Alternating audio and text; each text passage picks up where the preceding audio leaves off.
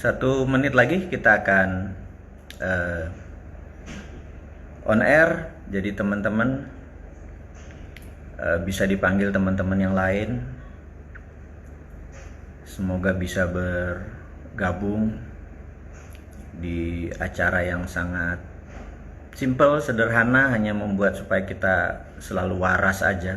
Jadi kita tahu di masa stay at home ini ada hal yang lebih berat daripada masalah ekonomi atau berbareng dengan masalah kesehatan. Jadi kesehatan itu ada dua, ada kesehatan fisik, ada kesehatan psikis gitu ya. Saya saat ini dengan adanya acara ini sebenarnya lebih membuat forum silaturahmi kita agar kita kesehatan psikis kita tidak bermasalah. Jadi banyak sekali teman-teman yang punya masalah di rumahnya, bukan berarti masalah hubungan, tetapi tidak semua teman-teman punya tempat khusus untuk bekerja. Jadi work from home itu malah ngerepotin gitu ya. Jadi saya pikir pertama 3 minggu yang lalu sewaktu organisasi kami memutuskan untuk work from home, termasuk Santara, akhirnya ternyata di rumah tidak simple. Akhirnya kita malah dibalik. Teman-teman Santara sudah tinggal aja di kantor Santara gitu. Jadi kita balik. Jadi bukan work from home, memang kita never go back home gitu ya. Jadi teman-teman, kita akan mulai dengan mengucapkan Bismillahirrahmanirrahim dan Assalamualaikum warahmatullahi wabarakatuh bagi sahabat semua dimanapun Anda berada. Tema hari ini sederhana, UKM dan Corona. Jadi Santara adalah perusahaan yang mendedikasikan diri untuk pengembangan UKM. Dan saya tahu teman-teman semua lagi berat saat ini, bingung urusan PHK karyawan atau tidak, apakah winter ini masih lama atau sudah sebentar lagi lewat, apakah Corona ini di ujung selesai atau ini jangan-jangan belum mulai gitu ya. Anda mau ngapain, kita mau ngapain, kita share di informasi di video ini. Jadi sahabat semua, saya buka dengan bicara ngalor ngidul sambil menunggu teman-teman yang lagi bersiap-siap mungkin memanggil temannya. Saya menceritakan sesuatu yang membuat saya sedih 14 jam yang lalu gitu ya. Tadi malam begitu jagoan saya Mr. Bernie Sanders menyatakan mundur, drop out dari kandidasi, dari pencalonan dia untuk Presiden Amerika dari Partai Demokrat. Saya kepukul, dalam artian bukan kepukul saya bete, saya sedih, bukan seperti itu. Tapi karena saya tahu bahwa Bernie Sanders dan saya secara pribadi satu mazhab. Kami berguru sama-sama ke Profesor Michael Hudson. Kami mempelajari Modern Monetary Theory. Sudah 10 tahun MMT itu menjadi latar belakang berpikir saya. Lahirnya Modern Monetary Theory itu pun dipromot oleh Bernie Sanders sebagai solusi, bahwa dia anti perang, anti Trump, anti globalisasi ala Trump, dan dia akan merubah dengan Green New Deal. Green New Deal adalah new concept dari dunia, di mana dia akan printing money tapi bukan buat perang, tapi buat eco atau buat fight for environment. Saya dukung dia sejak 2 tahun yang lalu, dan saya berharap 2020 dia bisa menjadi orang nomor 1 di Amerika, dan itu menjadi game changing. Udah nggak ada corona lagi, udah nggak ada war lagi, tidak ada perang dengan Cina, tidak ada perang lagi dengan Rusia, tidak ada perang harga lagi dengan Saudi yang 40%-nya saat ini menekan dunia dengan harga murah. Saya harap itu semua selesai, semuanya yang tadinya saling kompetisi menjadi saling kolaborasi. Itu mimpinya saya yang melalui Bernie Sanders. Tapi dunia punya skenario lain. Bernie tidak didukung oleh 300 electoral vote yang saat ini dimiliki oleh Partai Demokrat. Mereka lebih milih Joe Biden. Jadi saya tulis hari ini di sosial media bahwa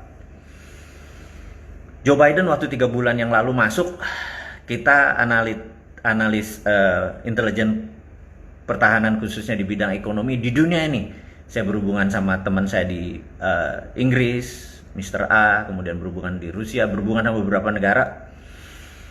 Sering menjadi diskusi kira-kira mau kemana Joe Biden ini dan siapa di belakangnya. Jadi kita selalu melihat siapa di belakangnya. Dan Trump waktu itu langsung ngamuk-ngamuk dan berusaha mencari masalah. Dia ngorek-ngorek bahwa anaknya Joe Biden adalah bagian dari konspirasi farmasi. Saya tanda petik dunia farmasi. Dan Joe Biden kita tahu adalah komisaris di banyak perusahaan giant pharmaceutical company. Begitu juga Obama. Jadi kita tahu, sekedar mengingat sejarah teman-teman sebelum kita masuk ke pelajaran tentang UKM. Kita belajar sejarah dunia dulu at the present moment gitu ya. Jadi Obama dan Joe Biden selama 8 tahun mereka menjadi administrasinya memegang Amerika kemarin. Darling mereka adalah, produk utama mereka adalah Obamacare gitu ya. Kalau Chief Sandi misalnya OKOC gitu ya. Kalau Bosman ini adalah MMT, Modern Monetary Theory. Jadi ada TINA, there is no alternative, bunga akan nol. Ada Sovereign Wealth Fund, di mana seluruh mineral akan jadi underlying untuk printing money. Dan printing money berbasis project. Dan terakhir yang saya belum announce adalah Tiara gitu ya. Itu cuman konsep-konsep saja. Jadi balik lagi ke Obamacare. Darlingnya Obama adalah Obamacare seperti BPJS-nya di Indonesia. Hanya kalau Indonesia itu kan apa-apa heavy on government. Jadi karena itu pemerintahnya berat. Ini bergerak pemerintah, ini bergerak pinjam utang, ini bergerak kayak gitu itu ya. Tetapi kalau Amerika, negara-negara ini adalah negara swasta. Jadi di Obamacare yang panen adalah rumah sakit, dunia alat-alat kesehatan, para dokter, medis, termasuk farmasi. Jadi big farmasi panen tajir melintir tir gitu ya. Nah begitu Trump naik, ditebas semua itu, dilibas semua yang ada hubungannya sama Obamacare. Jadi pharmaceutical company nggak dapat seperti waktu itu. Dunia medik sekarang berat gitu ya di Amerika. Dan apa darlingnya Trump? Darlingnya Trump adalah military industrial complex. Jadi dia memang perang. Jadi Koch Brother di belakang dia, Boeing di belakang dia, Lockheed di belakang dia, GM di belakang dia, GE di belakang dia, Zabata Oil and Gas, semua di belakang Trump adalah incumbent. Jadi incumbent itu yang memegang fossil oil, yang memegang batu bara, itu adalah pengusaha-pengusaha incumbent. Dan mereka nggak mau melawan jadi musuhnya ada dua nih.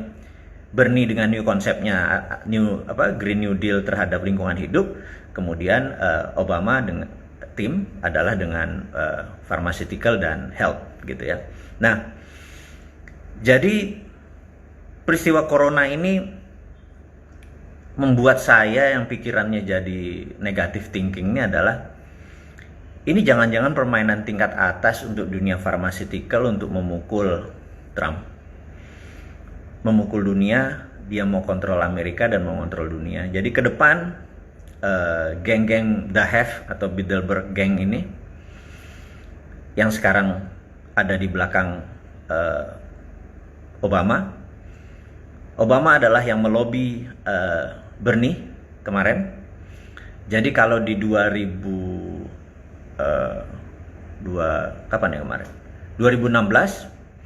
Hillary minta Bernie Sanders mundur, Hillary Clinton. Makanya saya sebut dia adalah unknown devil. Dan saat ini yang minta Bernie mundur adalah Obama. Jadi terlihat bahwa di belakang Partai Demokrat, Obama, Clinton, Joe Biden, dan big pharmaceutical company. Dan saya merasa Bernie saat ini mungkin akan menjadi status quo, dia tidak ke kiri, ke Demokrat, tapi mungkin dia bisa ke kanan, dia bisa ke Trump. Dia istilahnya, ya udah kalau gua nggak jadi ya lu juga nggak usah jadi balik ke Trump lagi. Di sini masih seru nih jadi tentang di Amerika. Saya hanya mereview sedikit supaya teman-teman tahu bahwa coronavirus itu belum selesai. Jadi saya baru saja membaca report dari Boston Consult. Negara-negara yang sudah patah itu adalah begini. Patah itu begini. Jumlah korban terpapar itu kayak di Indonesia misalnya 200 gitu ya setiap hari. Kemudian jumlah yang sembuh, kemudian jumlah yang meninggal. Yang disebut patah itu adalah kenaikan yang tadi 200 tadi total jadi 190, 180, besoknya 150. Dia bergerak melandai 100, kemudian stabil 100, kemudian turun terus ke bawah gitu ya. Dan yang sembuh naik. Itu artinya sampai suatu hari dia cross gitu ya. Nah, itu adalah strategi melawan pandemi. Ini yang saya mau ceritakan ke teman-teman. Bagi negara Italia yang sudah lockdown tanggal 12 Maret, peaknya akan sampai nanti di bulan April akhir. Kemudian peak ya, kemudian dia akan melandai Mei, kemudian akan cross di Juni, Juli mereka udah selesai.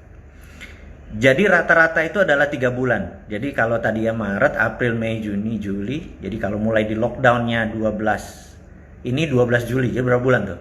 Maret, April, Mei, Juni, Juli. Jadi hampir 4 bulan. Wuhan juga dilakukan yang sama, bulan Januari di lockdown, April ready, bulan Mei depan, Juni take off gitu ya. Semua negara, jadi Spanyol sudah di lockdown tanggal 27 Maret, kemudian rata-rata bulan Maret yang lockdown di Eropa. Nah, Indonesia belum melakukan lockdown apapun yang namanya pemerintah sekarang katakan, entah itu darurat sipil, entah itu karantina, entah itu lockdown dengan kekuatan militer. Apapun itu yang jelas saat ini pemerintah Indonesia masih kayak orang cacah, maju ke depan, mundur lagi, maju ke depan, mundur lagi gitu ya. Dan saya geram atau kesel atau bete gitu ya. Gini amat sih pemimpin gitu ya. Gini amat sih kabinet gitu loh. Itu versi saya gitu ya. Jadi di tengah-tengah diskusi bisnis tetap aja nyamber-nyamber ke politik gitu. Karena saat ini politik Indonesia masih mempengaruhi ekonomi. Jadi perlu sahabat semua sekedar mengingat, kalau di negara seperti Jepang, negara modern, politik dan ekonomi itu berpisah. Jadi misalnya gini, di Jepang itu Perdana Menteri bisa ganti dalam 5 tahun, bisa 2 kali 3 kali ganti, menterinya bisa ganti, ekonomi tetap jalan karena politik dan ekonomi mereka sudah dewasa, sudah mature. Sekarang ekonomi di Indonesia, apa keputusan politik mempengaruhi ekonomi. Jadi kita apa-apa ngincer apa yang terjadi di politik, kita analisa, akhirnya semua orang ngomongin politik. Yang saya harap adalah mature bisnis kita, UKM dan pebisnis yang lainnya udah nggak urusan sama politik, kita mature. Mau presidennya ganti seminggu 2 kali kayak, mau menterinya dipecat kayak, udah nggak usah diomongin, yang penting bisnis kita jalan, keluarga kita sehat, lingkungan kita maju gitu ya, udah begitu aja. Jadi politik sama itu harus udah terpisah. Tapi saya nggak yakin sampai 5 tahun ke depan hal itu bisa terjadi karena keputusan pemerintah sekarang apa-apa dipolitikan gitu ya. Jadi misalnya kelihatan banget dia nggak ingin kepala daerah lebih menonjol dari pemerintah pusat sekarang. Misalnya Ganjar kalau lebih menonjol, pemerintah pusat panik. Ridwan Kamil kalau lebih menonjol, pemerintah pusat panik gitu ya. Itu fakta yang saya lihat saat ini. Jadi udah apa-apa pusat gitu ya. Padahal di pusat ini yang kepala pundak Luhut lagi gitu ya. Itu yang bikin bete yang minta ampun bagi saya. Emang di Indonesia cuma ada Luhut doang gitu ya. Jauh sih Sontoloyo, kalau jadi mungkin nggak ada setengahnya dia. Gua nggak setega dia gitu ya. Baik, jadi kita menganalisa apa yang terjadi corona di Indonesia.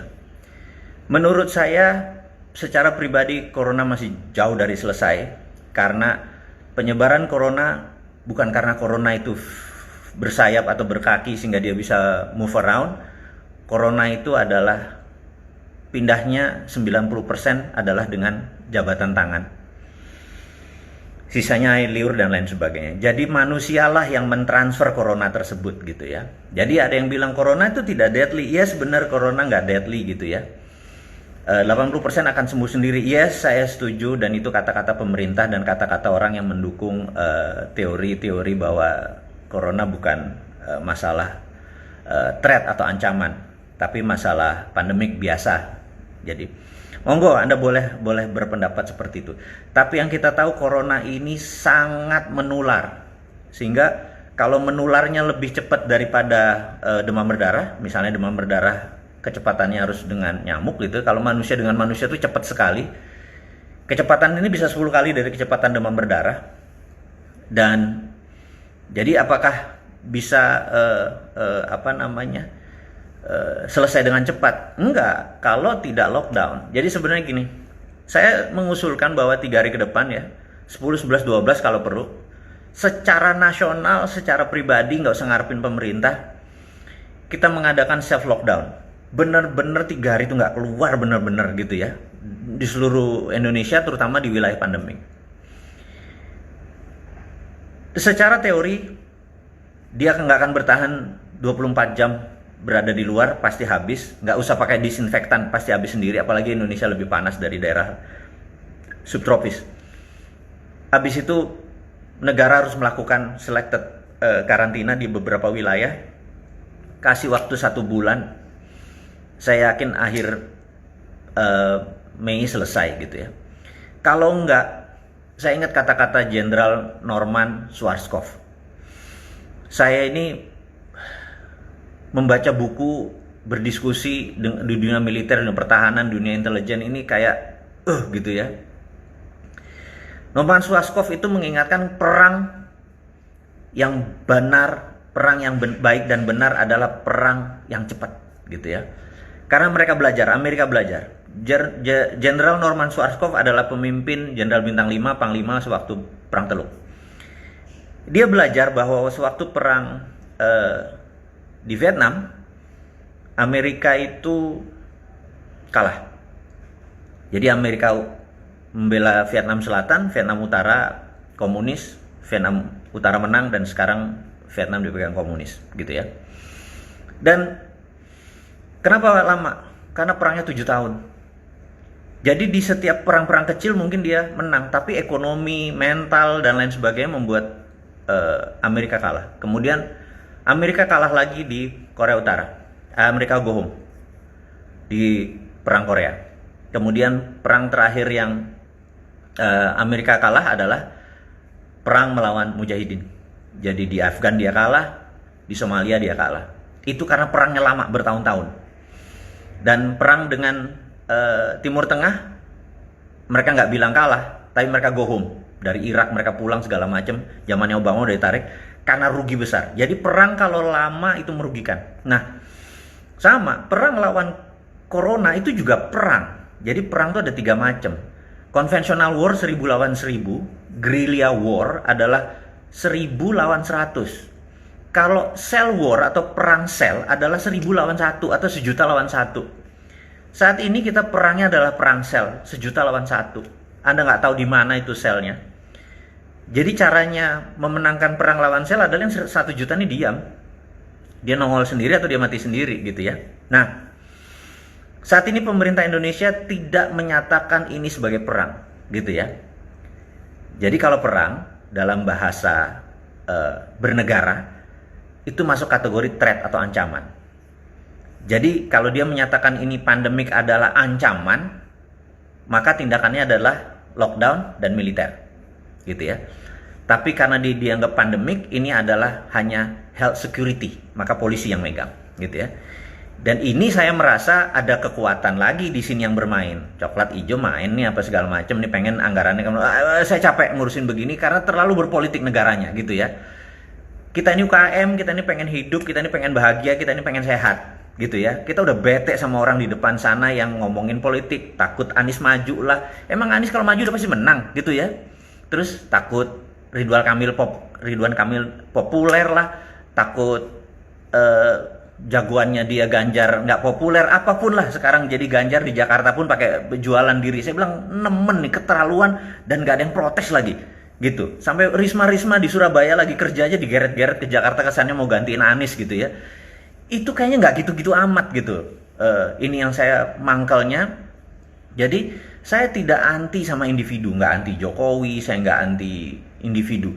Saya itu adalah merasa sistem bernegara kita ini salah, cuman gitu doang gitu ya, sehingga masuk ke ekonomi. Oke, jadi kita tidak berbicara lagi politik, ini hanya beri bumbu aja supaya lebih seger aja daripada kita terlalu berilmu gitu ya. Baik, kita akan masuk lagi ke corona gitu ya. Jadi corona saat ini belum selesai, winter not yet come gitu ya. Sementara perangnya akan panjang. Jadi karena perang panjang, saya yakin Anda punya kantong harus siap. Ini kantong Anda dalam sekali. Jadi saya sarankan saat ini kalau Anda punya uang di bank, tolonglah 10-20%-nya bawa tunai di rumah deh gitu ya. Terus kemudian jangan macam-macam. Anda bilang, waduh ini saham turun sebaiknya kita beli atau kita ganti dolar. Jangan gitu ya. Itu saran saya. Jangan dulu. Sabar. Perangnya masih panjang. Sekali lagi saya ingetin, perangnya masih panjang. Apa yang terjadi kalau peaknya, ini belum peak loh. Peaknya ini bulan Mei. Maka semua negara kita udah cek. Kalau setelah peak itu 3 bulan baru zero, baru hijau. Setelah itu 6 bulan ekonominya yang ngurusin dalam negeri. Saya ulangi lagi.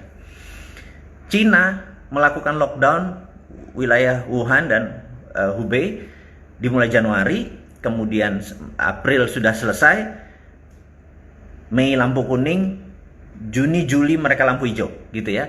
Dan setelah lampu hijau tidak akan dia 100% produksinya. Saya sekedar mengingatkan. Paling top 50%. Kenapa? Kalau 100% dia adalah negara eksporter. Dia mau ekspor kemana? Amerika belum selesai 50% produknya ke Amerika Utara. Eropa belum selesai 40-30% dan sisanya the rest of the world. Mereka nggak mungkin 100% kapasitasnya jalan. Jadi paling top 50-60% itu pun untuk domestic consumption gitu ya. Sekali lagi. Jadi saya ulangi lagi biar sahabat semua mengerti dan paham apa yang terjadi. Saya sudah melewati masa-masa depression ekonomi, hyperinflation di 97, perang Teluk 91, bersatunya 2 Jerman, Argentina 2008 dan lain sebagainya ya. Nah, saya ulangi lagi. Jadi masalah ini belum selesai. Masalah corona belum selesai karena peaknya belum ketemu. Itu ya, saya ulangi lagi. Karena peaknya belum ketemu. Untuk mencapai peaknya harus dilakukan penyetopan dengan strategi yang sangat ekstrim. Jadi negara yang sudah ketemu peaknya 3 bulan setelah ketemu peak itu adalah puncak merah, akan jadi orange, akan jadi kuning, akan jadi hijau. Itu kira-kira memakan 3 bulan. Jadi kalau Indonesia peaknya adalah bulan Mei, maka Juni, Juli, Agustus adalah menuju hijau. September baru kita jalan, dan 6 bulan setelah September kita masih belum bisa ekspor import kebutuhan yang kita bilang lain sebagainya. Jadi kita masih bicara tentang domestic consumption. Jadi teman-teman UKM lihat peluang ini ya, saya mau menceritakan. Nah, jadi saya ulangi lagi, dan ini berkali-kali saya ulangi, bahwa 6 bulan setelah pandemik Corona selesai, kita masih mengurusi domestic consumption. Ini lagi. Nah, ada masalah kedua. Karena perangnya panjang, melawan Corona ini, perangnya panjang. Yang buat panjang bukan saya loh ya. Kalau saya udah lockdown dari Maret gitu ya. Dan saya pakai langsung, lockdown adalah pakai militer langsung gitu. Sekali lagi. Tapi itu tidak populer karena kalau dilakukan seperti itu kemarin, ya ini beda lah. Yang penting udah kejadian gitu. Nah, balik lagi ulang lagi. Kita harus menunggu peaknya gitu ya. Sekali lagi, kita harus nunggu peaknya. Anda sekarang berpikir atau berdiskusi, monggo, peaknya kapan ya kira-kira, gitu ya. Karena dari peak itulah momen kita melakukan sesuatu. Corona sebentar lagi selesai. Saya nggak yakin lebih dari 4 bulan, itu feeling saya. Tapi, gitu ya, tapi ada masalah kedua, badai kedua yang lebih powerful dari corona, yaitu masalah PHK dan unemployment, gitu. Masalah PHK dan unemployment. Ini akan banyak sekali pengusaha UKM dan pengusaha besar yang lebih memilih mem-PHK karena dia tidak punya sales atau salesnya drop. Overhead yang paling besar adalah manusia. Jadi ada prinsip, sekali lagi dalam bisnis saya ceritakan, business is simple. Ini saya ulangi lagi, business is simple, tapi manusia nggak ada yang simple. Jadi kalau Anda mau bisnis Anda simple, kurangi jumlah manusia. Saya ulangi ya, ini agak kejam nih ngomongnya. Ini kalau sudah ngomong bisnis, saya adalah thick face black heart. Hati saya hitam, muka saya tembok gitu loh. Jadi, tapi kalau kita memberi zakat atau berderma, itu seakan-akan besok mati. Ya, harus diingat nih, ini kita bicara bisnis. Bisnis is simple. Tapi manusia nggak ada yang simple. Jadi kalau mau bisnis Anda simple, kurangi jumlah manusia, gitu ya. Di masa seperti begini, pengusaha-pengusaha berhati hitam, sikat semua orang-orangnya. Itu saya ngomong apa adanya dan mungkin agak keras saya ngomongnya. Jadi mohon maaf sekali lagi. Jadi kalau ini saya boleh mohon maaf, kalau nyindir pemerintah mah kagak gitu ya. Maafnya di tempat yang lain. Oke, sekarang balik lagi ke bisnis. Oke, jadi banyak sekali pengusaha akan melakukan PHK. Itu yang akan bilang akan menjadi besar-besaran PHK, akan mungkin setengah angkatan kerja dalam 6 bulan ke depan akan drop, akan menjadi pengangguran. Dan disinilah saya merasa menjadi peluang.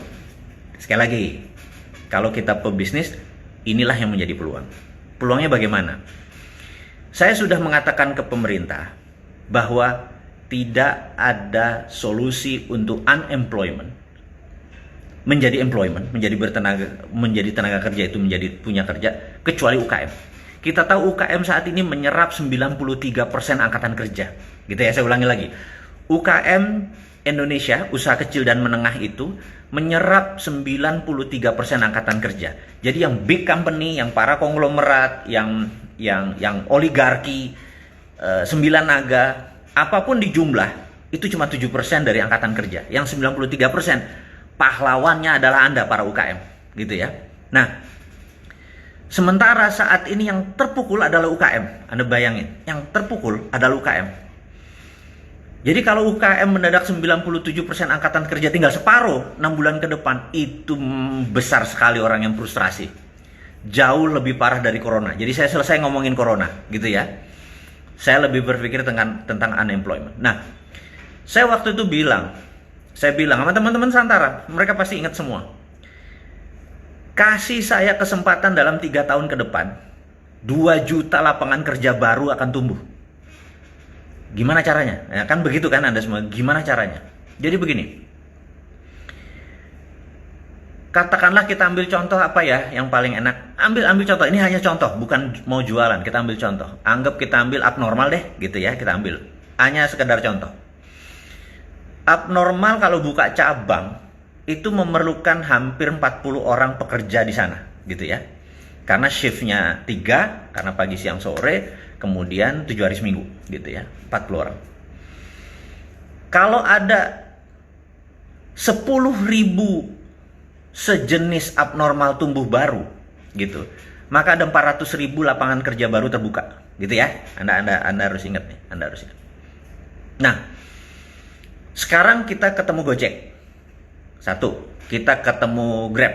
2, kita ketemu Bukalapak. Kita ketemu Tokopedia sebagai contoh.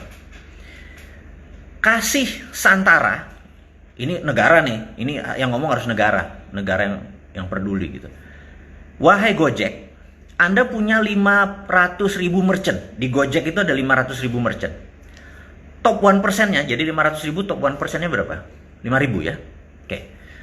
Top 1%-nya artinya yang omsetnya terbagus, top 1%-nya, bener nggak? Jadi yang misalnya ambil contoh, Yang masuk top 1% itu adalah geprek bensu. Ayam geprek bensu itu masuk top 1%. Jadi dari top 1% 5.000 perusahaan tersebut, kalau 5.000-nya listing di Santara, masing-masing buat 10 cabang dalam 2 tahun ke depan, maka ada 50.000 top bisnis yang bisa membuat 2 juta lapangan kerja baru. Karena kalikan 40 aja, gitu ya. Dan Anda sebagai investor, itu langsung bisa memilih perusahaan-perusahaan bagus. Ini top 1%. Top 1%-nya Grab, top 1%-nya Tokopedia, top 1%-nya Bukalapak, top 1%-nya Gojek gitu ya. Itu mungkin ada sekitar 5.000 atau dikali 4, ada 20.000 top 1%. Di cross lagi, hanya 10.000 top 1%. Masing-masing buka 5 cabang, 50.000 juga ketemunya, 2 juta. Nah, dengan demikian Anda sebagai investor, Anda pasti make money. Anda sebagai employment atau pegawai, Anda bisa. Dan bisnis ini lokal banget gitu ya. Inilah yang kita inginkan. Pemerintah peduli dan turun tangan membantu UKM. Permudah orang listing, mendaftar, menjual company-nya dan yang terseleksi. Jadi saat ini kita sudah melakukan hal-hal ini dengan kita ketemu sama GoPay, Gojek, Mas Aves, pemimpin Santara sudah melakukan lobby-lobby gitu ya. Kemarin kita sama Zaki dengan Bukalapak. Ini sudah melakukan hal seperti itu. Tapi kini kurang kenceng. Kenceng itu kalau pemerintah turun tangan gitu ya. Jadi dengan tadi sengaja saya video ini di awal ngomong ngalor ngidul segala macem, ngomong politik segala macem, itu hanya membuat Anda duduk dan sebel dengan saya gitu ya, bagi yang anti saya. Tapi ke depan niat saya adalah saya NKRI garis lucu, kita semua bisa bergandengan tangan, kita fokus pada yang strength gitu ya. Seperti tadi, mana yang strength? Top 1% bisnis dari 500.000 yang ada di GoFood, Gojek, itu bisa difunding. Dan pasti perusahaan itu menguntungkan. Kenapa? Siapa yang beli? Contoh ya. Yang beli adalah Anda mungkin pelanggannya sendiri, Anda biasa beli martabak di situ, Anda langganan potong rambut di situ, Anda belanja makanan misalnya, Anda pelanggan yang beli. Jadi Anda merupakan pembagian dari pemilik dari itu. Ini adalah new concept. Ini adalah bagian dari MMT. Ingat, MMT kan konsepnya adalah printing money ya. Saya ingat ya, ingetin. Jadi kalau Anda perusahaan besar, aset Anda di atas 50 miliar, omset Anda di atas 50 miliar, Anda IPO.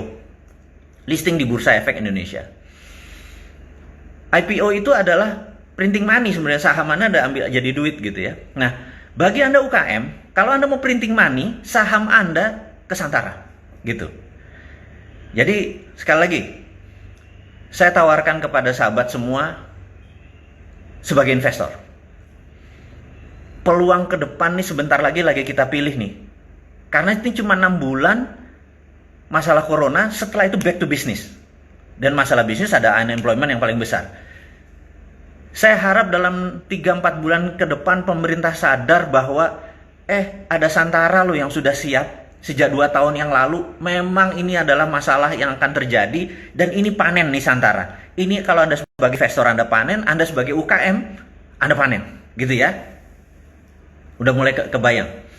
Jadi teman-teman, di penghujung diskusi kita kali ini, saya berharap Anda, kalau Anda perusahaannya udah lebih dari 2 tahun, pembukuannya bagus, omsetnya bagus, mungkin agak turun sedikit di masalah corona, nggak apa-apa. Kirim segera bisnis plan Anda ke Santara. Di sisi balik, oke, harus PT. Kemudian yang saya mau berharap Anda bergabung adalah Anda investor.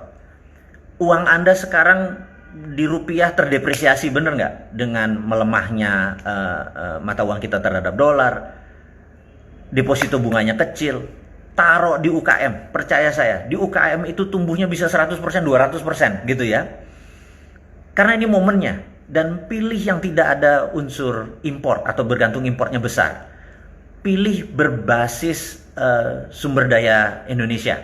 Jadi Sebentar lagi itulah yang akan kita luncur. Mungkin sekali luncur langsung 100 kali langsung di Santara. Di mana Anda bisa pilih nanti. Pesan dulu ya, bukan pilih. Pesan dulu mana yang Anda minat. 5 juta, 2 juta, 10 juta, terserah Anda taruh.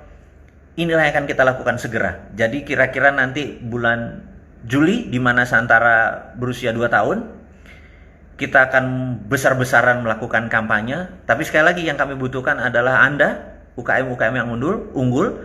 Kedua adalah investor-investor yang sudah capek dengan riba, yang sudah capek nggak mau terima bunga bank lagi, yang sudah capek dengan sistem perbankan yang pelit, yang kita naruh duit di sana tapi minjem nggak bisa gitu ya, yang merasa uang Anda bekerja kurang keras. Santara adalah tempat your money work harder. Tapi sekali lagi, pilih investasi yang cocok buat Anda dan Anda kenal.